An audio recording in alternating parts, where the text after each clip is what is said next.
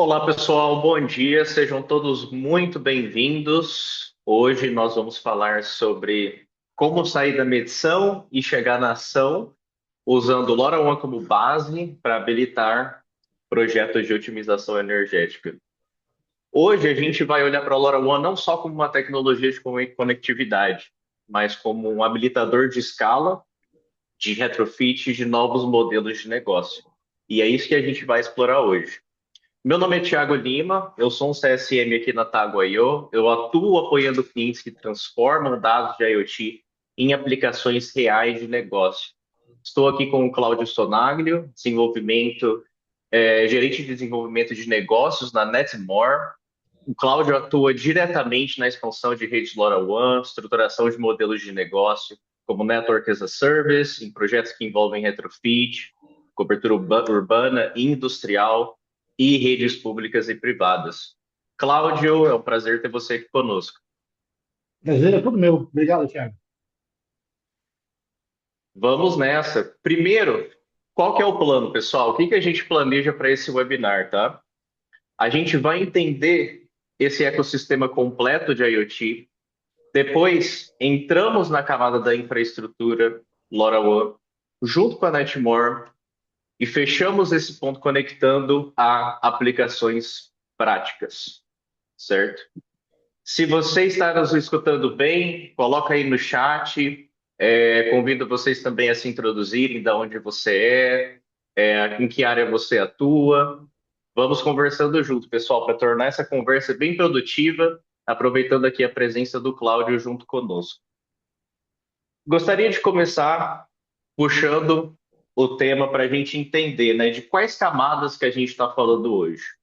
Então, começamos nos sensores, passamos pela estrutura de rádio, seguimos para o Network Server LoRaWAN e depois entramos na camada de aplicação e finalmente chegamos ao usuário. Então vamos imaginar que o LoRaWAN aqui ele é a nossa espinha dorsal que vai conectar o físico ao digital. Quando a gente fala de infraestrutura de rádio e cloud infra, a gente está falando de planejamento, cobertura, escalabilidade.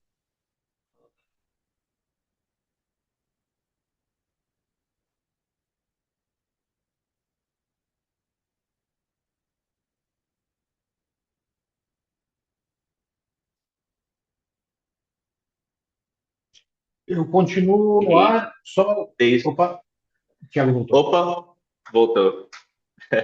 Legal. Então, assim, quando a base é sólida, todo o restante flui muito bem, né? Vamos olhar então agora ter uma nova visão, pensando em diferentes verticais, né? Rapidamente para a gente entender como a Tago se encaixa nesse ambiente, né? Então aqui a gente vê como diferentes tecnologias elas podem coexistir. Mas para projetos de medição distribuída, olhando para projetos de eficiência energética, por exemplo, o LoRaWAN se destaca bastante. E aqui a gente está falando de longo alcance, baixo consumo, custo por dispositivo viável, e falamos de uma escala tanto urbana quanto industrial. Então, Cláudio, quando a gente fala de ativos distribuídos, subestações, medidores em condomínios, iluminação pública, consegue dizer para a gente como o LoRaWAN viabiliza isso de maneira prática? Com certeza, Thiago. É uma tecnologia, eu estava até pensando aqui no meu histórico, né? São, caramba, 10 anos que eu estou mexendo com LoRa e LoRaWAN. Faz um ano que eu estou aqui com a equipe da Netmore, mas a gente já trabalhou em muitas frentes diferentes. E é interessante, tem um slide na frente que você vai comentar um pouquinho sobre essa questão de como isso abre portas, né? A eficiência energética traz uma série de vantagens que vão abrindo portas para os negócios. E especialmente quando a gente fala de LoRaWAN, o principal apelo tecnológico que a gente tem ali é um consumo baixíssimo de bateria. E isso faz com que seja fácil de instalar, que a gente não tenha muita questão de fornecer alimentação para dispositivos. Então, medição de água, medição de gás, são coisas que são um pouco mais complicadas, dispositivos que você tem que colocar na parede sem puxar uma fiação. Esse é o grande ponto de venda, é o grande apelo tecnológico que a gente tem com o LoRaWAN. E, pessoal, esse é um ponto importantíssimo, porque imagina só, isso permite a gente escalar sem tornar o projeto inviável economicamente, cobrindo todos os leques dessa camada. Então, gostaria de convidá-los a olhar para esse próximo fluxo. Aqui, a gente mostra o fluxo do dado em si. Então, vamos lá. Primeira parte, o sensor mede. Segunda parte, a rede LoRaWAN transporta. E terceiro, a plataforma organiza. Sem transporte confiável, não há dado confiável. A rede LoRaWAN bem estruturada, ela garante essa integridade para a gente, a consistência no envio das informações, né? Então, acho que um ponto importante aqui é a resiliência da rede, inclusive, por exemplo, em situações de queda de energia, né? Mesmo durante interrupções, é possível monitorar eventos críticos e não é só sobre a eficiência em si, é sobre a segurança operacional. Então, a gente precisa trazer alguns recursos para medição. Então, aqui a gente já começa a entrar puxando um pouquinho do lado da aplicação. Depois que o dado chega, ele vira aplicação. A submedição em si vai permitir essa granularidade para nós, que inclusive conseguimos refletir muito bem a nível de plataforma. Relatórios de faturamento permite gerar novos modelos de negócio, os alertas automatizam as respostas, integração com RP, com SaaS, com CRM, conecta a energia ao negócio, né? Então a gente não está mais olhando aos dados crus, a gente está olhando aos dados relacionados a um cliente, relacionado a um consumo, a um turno específico, a uma máquina em específico. Então a gente vai abaixando essa granularidade e é aí que a gente começa a descobrir alguns baselines que vai nos ajudar a extrair o dado que vai nos trazer ação decisiva, certo? E não simplesmente uma média. Hoje a gente vê muitas empresas que não estão operando com IoT, eles não saem daquela primeira etapa, que é chegar na medição e ficar na medição e trabalhar apenas uma média mensal, por exemplo.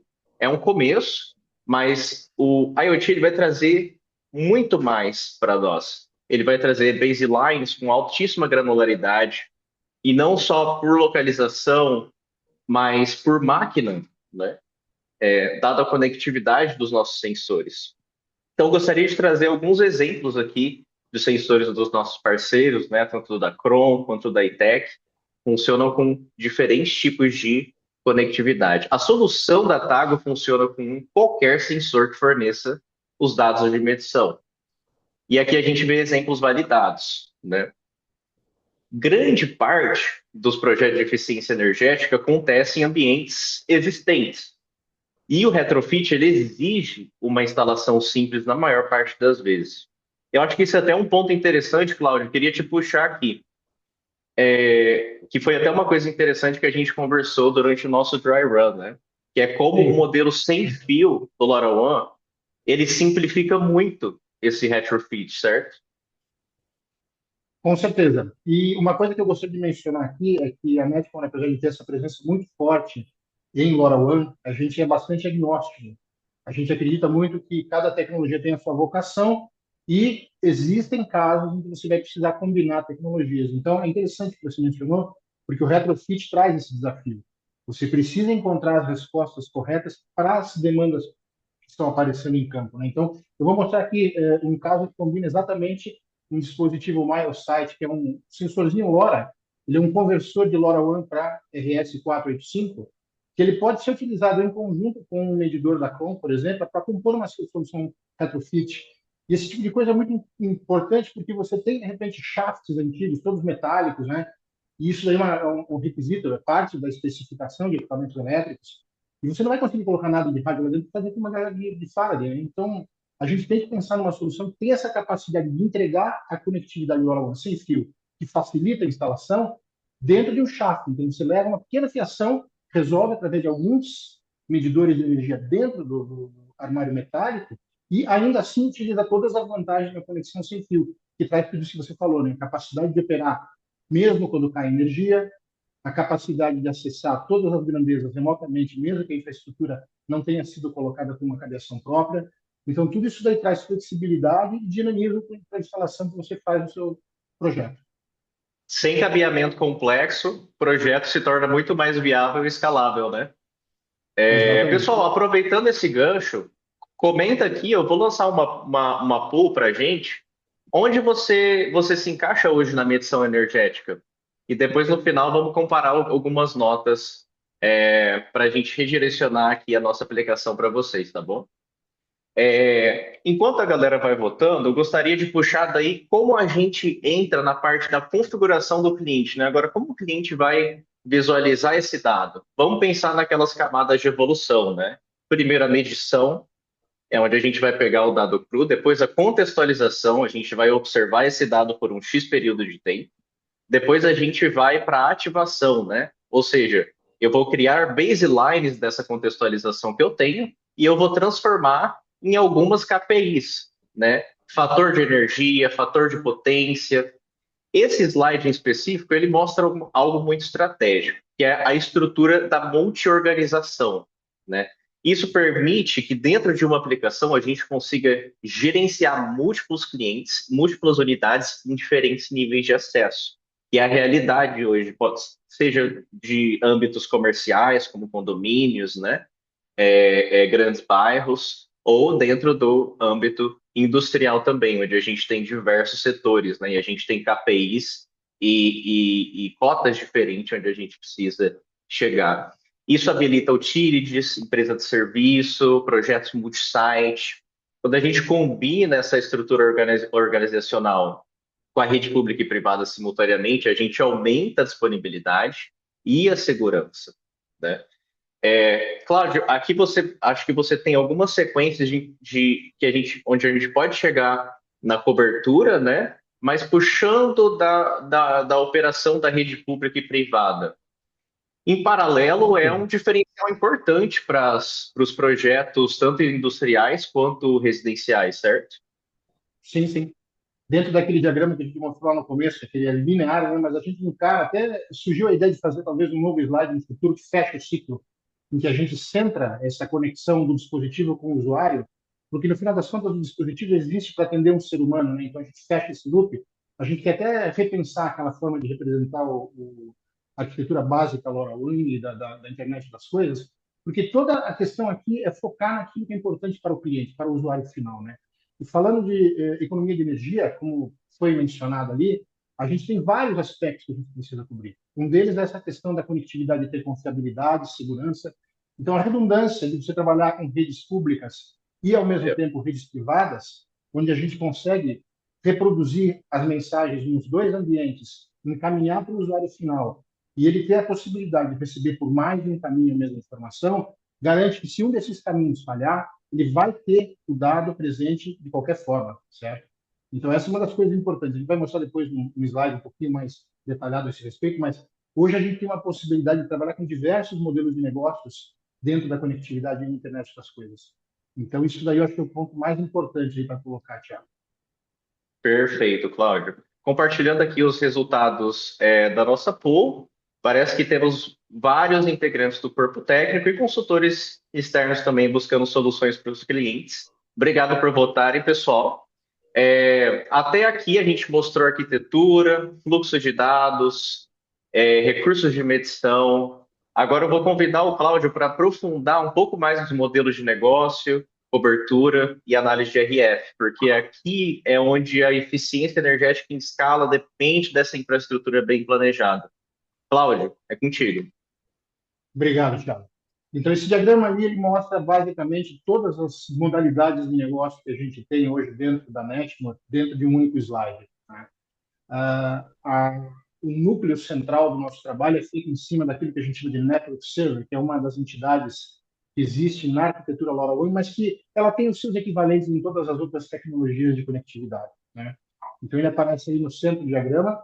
Ele é conectado com uma série de portais da APIs que dão acesso ao ser humano e às aplicações. A Tago, ela aparece dentro desse diagrama logo ao lado, então a gente trabalha muito proximamente Netmore e Tago com uma interação direta entre as nossas plataformas. E esse núcleo que está em azul claro é aquilo que a gente diz que é a nossa plataforma, né? Então, Plataforma é uma palavra que, como projeto e sistema, dependendo de quem está falando, tem um significado diferente. Então, no nosso significado aqui de operadores de rede, significa isso, aquele que dá suporte à existência de uma rede de conexão sem fio. Né? A palavra platform também aparece dentro do ambiente da TAG, onde é uma plataforma de aplicação que dá sustentação a toda a inteligência da operação da rede. Mas a gente não fica só nisso. A Netmo também consegue operar, e já opera há muitos anos, desde 2018, no Brasil, com o serviço de rede como um serviço, né? Que é esse diagrama que aparece em laranjado ali. Nisso, a gente traz para dentro da operação toda a infraestrutura, incluindo torres, gateways e a infraestrutura de conectividade de backhaul, que pode ser celular ou até mesmo de cabo, fibra ótica, para criar um serviço completo de conectividade do usuário final, certo? Isso daí é vendido na forma de planos de conectividade através ou da Netmore ou através de parceiros nossos e compõe o segundo nível do nosso serviço.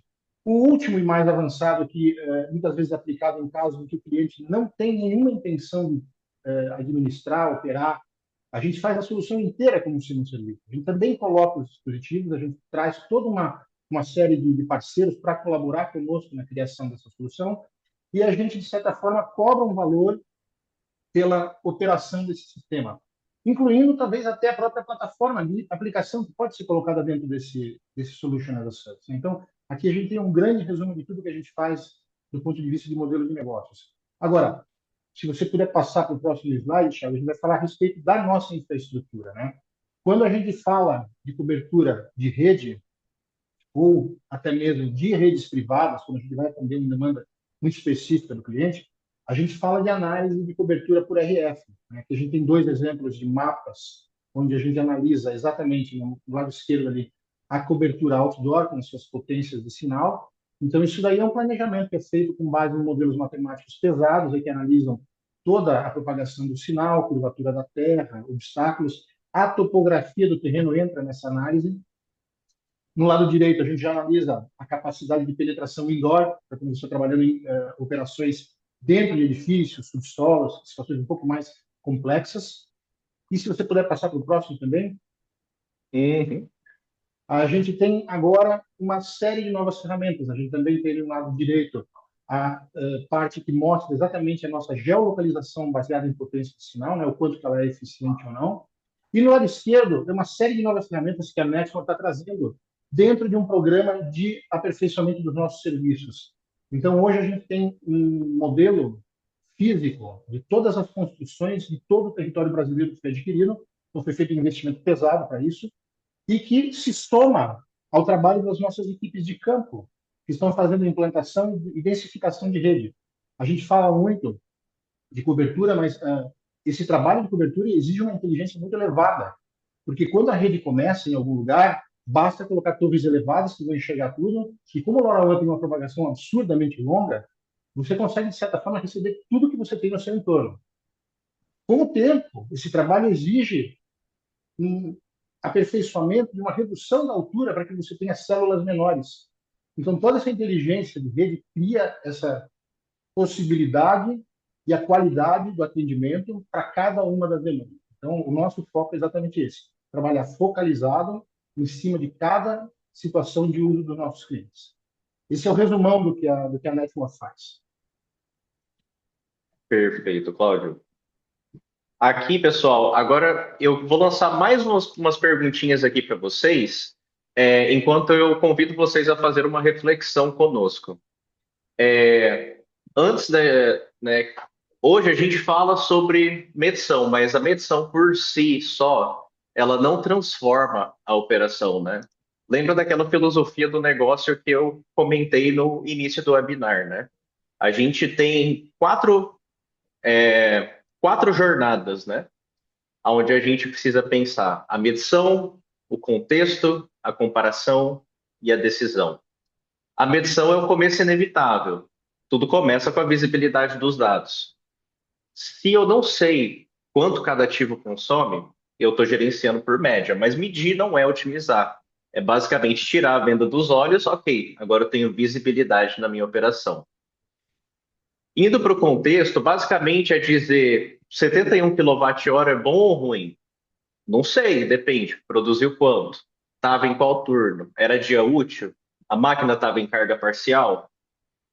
A energia relativa é relativa à operação. Então, aqui entra quilowatt por hora por unidade produzida, consumo por turno, consumo por máquina. A gente está contextualizando a energia com a produtividade. E quando a gente observa isso por um período, por um X período de tempo, a gente entende que a gente precisa de comportamento histórico, padrão esperado e, finalmente, o baseline, que não é um número mágico, é o comportamento normal que a gente espera do nosso processo. A gente não deixa o sistema observar, nós deixamos o sistema observar por um período, ele aprende o padrão. Depois, qualquer desvio que a gente tem, ele deixa de ser invisível, certo? E aí a gente vai para o próximo nível, que é a virada da chave, né? Aonde está o retorno de investimento? Aonde está o ROI da nossa operação? Então a gente pensa energia, viração quando o consumo sobe fora do padrão, um turno consome mais por unidade do que o outro, uma máquina começa a exigir mais energia para produzir o mesmo. E não é fácil, é complexo, porque eu posso ter uma máquina que é nova, e do lado de uma máquina que já foi recondicionada, do lado de uma máquina que já está operando há 20 anos, que está fazendo retrofit, mas no final elas fazem a mesma coisa. Então, eu preciso ter um olhar focado ao objeto nesse momento. E é onde a gente consegue, a nível de aplicação, ter bastante granularidade. Vou compartilhar aqui os resultados das nossas perguntas. E temos um mix aí, certo? De convidados que estão tanto no médio prazo, quanto no exploratório, quanto já implementado. Pessoal, gostaria de deixar aqui mais uns 2 minutinhos enquanto eu fecho esse ponto, para que vocês tiverem qualquer pergunta, tanto para mim quanto para o Cláudio, pode colocar aqui no chat ou colocar no nosso Eu, eu Q&A. posso, eu posso puxar a palavra um pouquinho antes da gente rolar as Com perguntas? certeza, Cláudio. Vamos nessa. Enquanto Obrigado. isso, o pessoal pergunta. A gente tem alguns exemplos interessantíssimos, né? O Tiago comentou a respeito dessa série que não adianta você medir e você ter os dados, porque isso aí, no primeiro momento, você só está tirando a venda dos seus olhos, né? A gente teve uns casos interessantíssimos em campo, em implantações reais, em que o cliente só queria trabalhar exatamente com esse aspecto. Quando foi feita a implantação, a gente acabou oferecendo, na forma de degustação, alguns dispositivos a mais para dar uma graça nessa instalação, né? E uma das coisas que a gente colocou foram medidores de temperatura com sensor de porta em geladeiras daquelas que têm porta de vidro, que você tem em mercados, restaurantes, bares e lojas de conveniência. Então, em algumas estações de uso, a gente colocou isso aí como degustação. E o interessante foi observar o seguinte: o compressor fica funcionando todo o tempo que ele precisa refrigerar o interior. A gente acredita que a porta se fecha e que está tudo bem. O que a gente descobriu na operação? A quantidade de tempo que uma porta ficava entreaberta com vazamento ou de calor, né, de frio no caso, e você percebe que por um defeitinho, que é alguma coisa que pode ser sinalizada por uma manutenção, você consegue economizar muita energia e principalmente, né, acho que talvez até mais importante do que a eficiência energética nesse caso, é evitar perda e riscos de saúde envolvendo alimentos e coisas que estão dentro de uma geladeira, né? Outra coisa que aconteceu numa situação, foi uma situação específica, aconteceu uma tempestade daquelas violentas em São Paulo, e numa dessas implantações aconteceu de queimar uma das geladeiras. E a geladeira não sinalizou que estava queimada. E pelo contrário, ela subiu o consumo, ela continuou consumindo corrente elétrica, só que ela subiu um pouco e ela ficava piscando. A gente percebeu que tinha alguma coisa errada porque o nível de consumo daquele equipamento estava com uma inclinação muito diferente do que antes do evento. Então, também tem isso, a gente consegue perceber que tem coisas que estão acontecendo e que trazem riqueza para essa implantação de campo, né? São várias situações que a gente conseguiu identificar, que são, inclusive, às vezes paralelas à discussão de eficiência energética, mas que, no final das contas, reduzem gastos, desperdícios, problemas, e, sejamos honestos, tudo, no final das contas, tem uma pegada de carbono, tudo gasta dinheiro, tudo gasta energia, tudo se reflete de alguma forma em benefício que a gente pode trazer para o cliente final. Perfeito. Extremamente válido, Cláudio, porque aí a gente consegue olhar para quando uma máquina começa a exigir mais energia para produzir o mesmo. Um turno consome mais por unidade. Aí a gente consegue tirar alguns indicadores disso: desgaste mecânico, mau dimensionamento, operação ineficiente, problema estático. Gostaria de trazer rapidamente aqui como que seria o visual, né? Esse foi um dos dashboards que a gente veio a trabalhar baseado em quatro máquinas, né? Baseado em dados reais de quatro máquinas de uma operação essas máquinas são HPUs, né? Então, Hydraulic Power Units.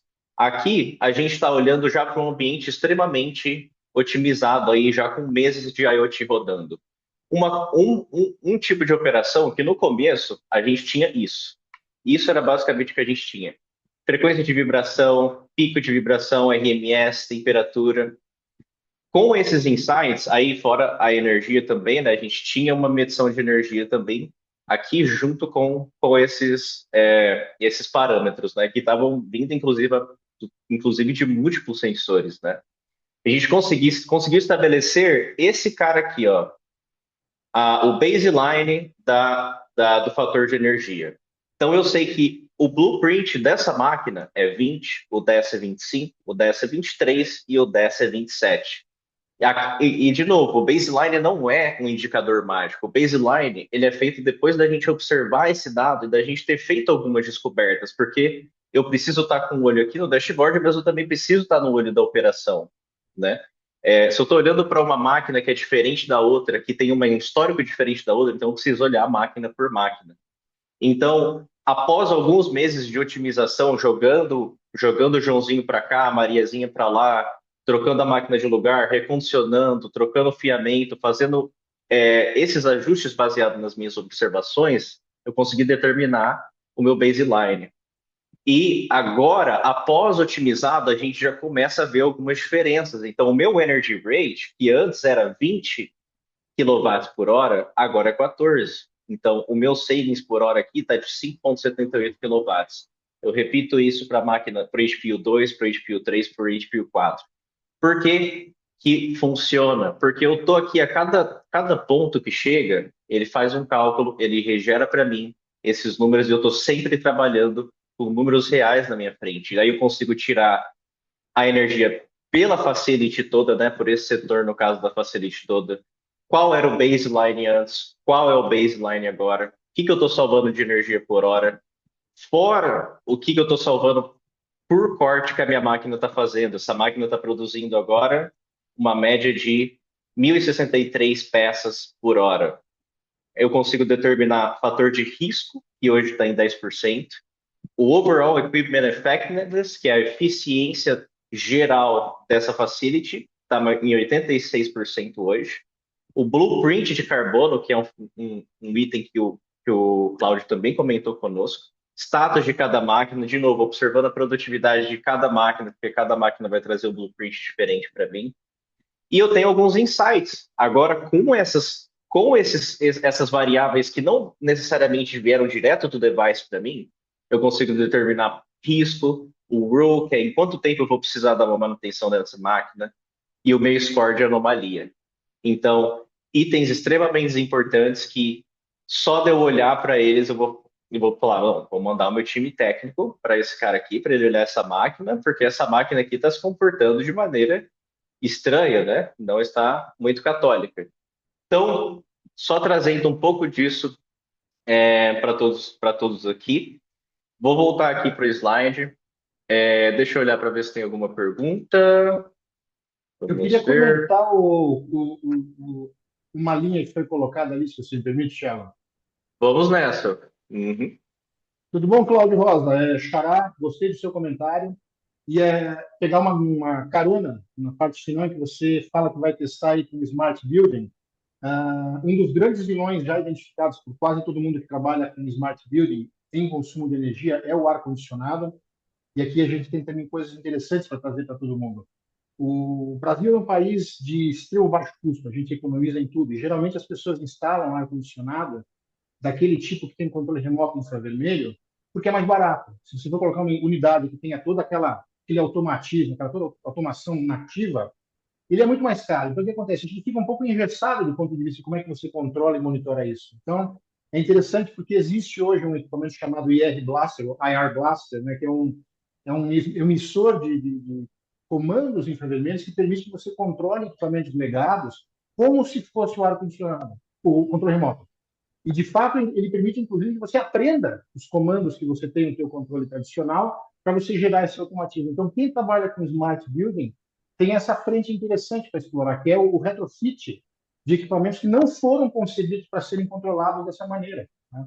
Então, existe hoje, de alguns fabricantes ali, dentre eles, acho que a Microsoft para lançar agora, se já não lançou, um desses IR Blasters, que permite você fazer exatamente essa atuação em cima do maior vilão aí de consumo de energia dos escritórios, que é o ar-condicionado. Acho que é um gancho muito bacana. Bom ponto, Cláudio. Excelente, excelente. Estou dando uma olhada aqui para ver se temos algum outro comentário ou pergunta. O Renato Soares também está Legal. lançando um equipamento ali ó, nesse sentido. Ó, é verdade, eu conversei com ele já, então a gente tem mais É, legal. alternativas aí nesse sentido. Bacana a interação do público. Quem tiver coisa para comentar, manda. Legal, legal. E lembrando, pessoal, se vocês quiserem continuar a conversa, eu e o Cláudio estamos ambos no LinkedIn. Eu vou deixar até o meu e-mail aqui embaixo. Convido o Cláudio também a deixar o e-mail, caso o pessoal queira entrar em contato, tenha mais dúvidas também sobre a Netmore, sobre a Tago.io, como a gente chega nessa conclusão, desde estruturar muito bem o nosso LoRaWAN até chegar no dado de ação lá no final. Cláudio, não temos mais perguntas no momento. Alguma consideração final para a gente deixar para todos? Primeiramente, gostaria de agradecer a participação. Foi um chat muito engajador. Agradecemos muito a todos a presença de vocês.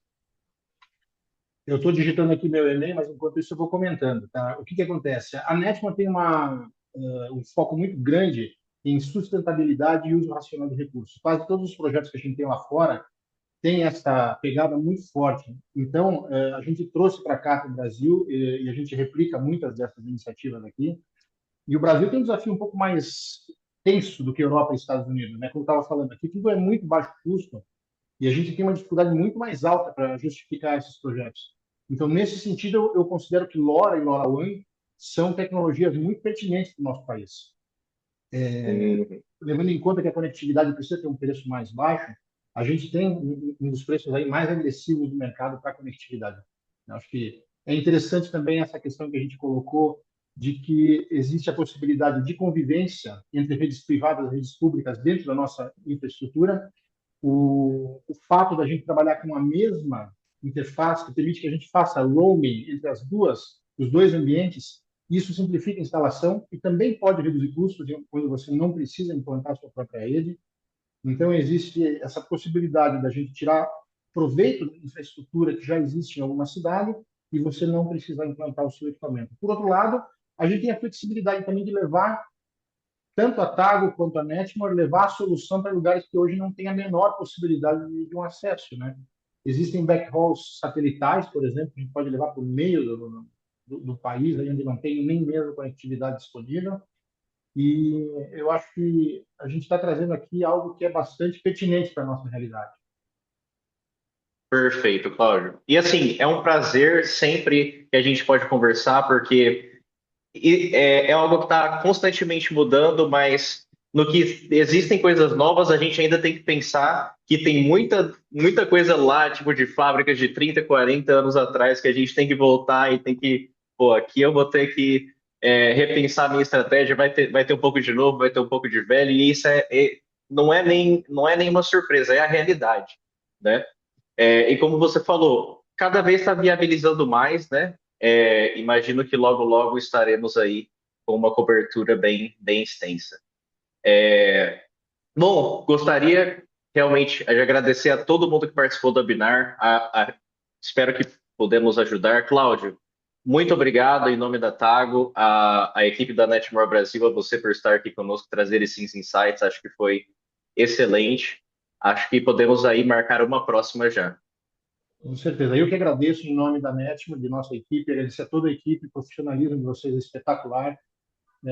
Foi um processo maravilhoso criar esse conteúdo. Eu acho que a gente tem muito mais coisa aqui para explorar. A gente quis fazer um negócio bastante focado e direto para não gastar o tempo de ninguém, então por isso é bastante curto, mas como disse o Thiago, a gente está à disposição de qualquer um de vocês para estender o assunto e melhorar bastante aí a conversa em cima de cada um dos casos de uso de vocês. Tá bom? Perfeito. Muito obrigado a todos. Excelente dia à frente. Nos falamos em breve. Até mais, pessoal. Valeu. Grande abraço. Grande abraço.